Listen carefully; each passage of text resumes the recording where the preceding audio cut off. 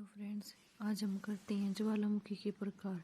ज्वालामुखी के प्रकट होने और उद्गार की अवधि के अंतर के कारण इन्हें कई रूपों में विभाजित किया जाता है। ज्वालामुखी के उद्गार के अनुसार वर्गीकरण।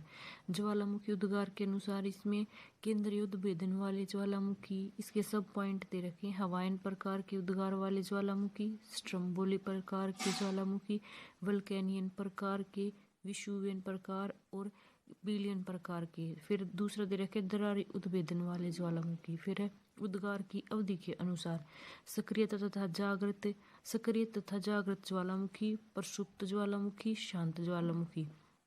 उद्गार के अनुसार दे रखे केंद्रीय उद्गार वाले, ये जो होते हैं केंद्रीय उद्गार वाले, ये एक संकरी नली होती है और उसमें एक छिद्र होता है, उसके माध्यम से लावा और गैस की मात्रा अधिक हो जाती है। तो जो पृथ्वी के ऊपर भूपटल होते हैं उसका प्रेशर कम होता है, जिससे वो जो लावा वो धक्के लगाने लग जाता है और जहाँ पर भी उसको कमजोर सतह मिलती है वहां पर वो तोड़कर भयंकर आवाज करता हुआ अत्यधिक तीव्रता के साथ धरातल पर प्रकट होता है।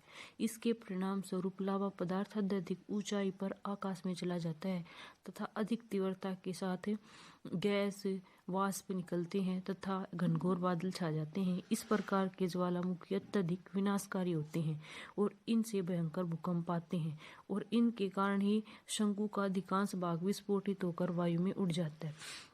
फिर अगला दे रखा है हवाई तुल्य ज्वालामुखी। इस प्रकार के ज्वालामुखियों का उद्गार शांत ढंग से होता है, विस्फोट बहुत कम होता है। इसका मुख्य कारण लावा का पतला होना तथा गैस की तीव्रता में कमी होना।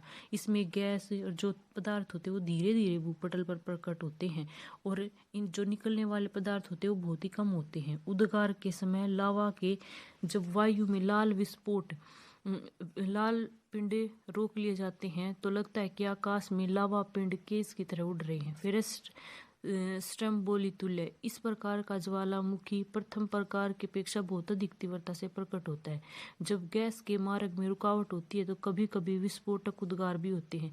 अत्यधिक लावा में एसिड की मात्रा कम होती है, फिर भी हवाई प्रकार के ज्वालामुखी की अपेक्षा यह अधिक पतला और हल्का नहीं होता है। तरल लावा के अतिरिक्त कुछ विखंडित पदार्थ जैसे ज्वालामुखी की धूल आदि इसमें ज्वालामुखी बम के उद्गार के समय निकलते हैं। इस प्रकार का उद्गार भूमध्य सागर के सीसली द्वीप के उत्तर में स्थित लिपारी द्वीप में स्ट्रम्बोली ज्वालामुखी में पाया जाता है। फिर वल्केनियन तुल्य ज्वालामुखी। इस प्रकार का ज्वालामुखी प्राय विस्फोट के साथ प्रकट होता है और इसमें जो लावा तथा चिपचिपा अत्यधिक लचकदार होता है तथा दो उद्गारों के बीच यह ज्वालामुखी छिद्र पर जमकर उसे ढक लेता है और अत्यधिक ऊंचाई तक प्रकट होता है। इसका आकार है जो फूल गोभी के रूप में हो जाता है, जैसे ये रहा, इस प्रकार का इसका आकार हो जाता है।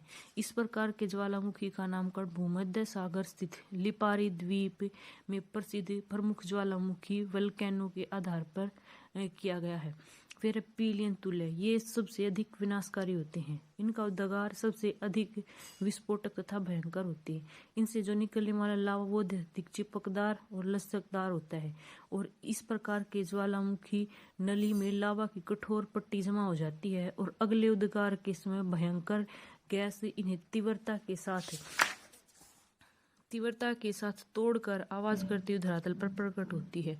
फिर विषुवीय तुल्य ज्वालामुखी। इस प्रकार के ज्वालामुखी वल्केनियन प्रकार के होते हैं। अंतर केवल इनमें इतना ही होता है कि इनमें गैसों की तीव्रता के कारण लावा पदार्थ अत्यधिक ऊंचाई तक पहुंच जाता है।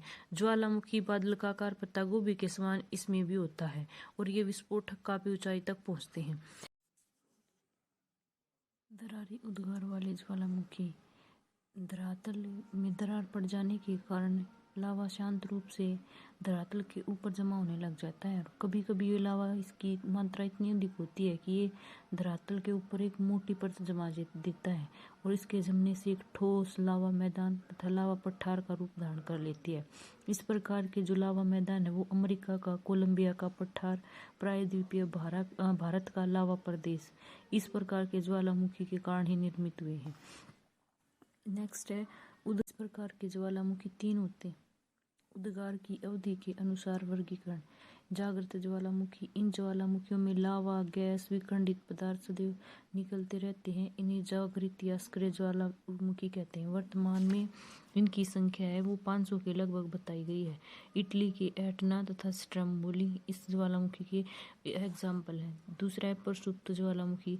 कुछ ज्वालामुखी उद्गार के बाद शांत पड़ जाते हैं और उनमें पुनः उद्गार के लक्षण नहीं दिखते हैं।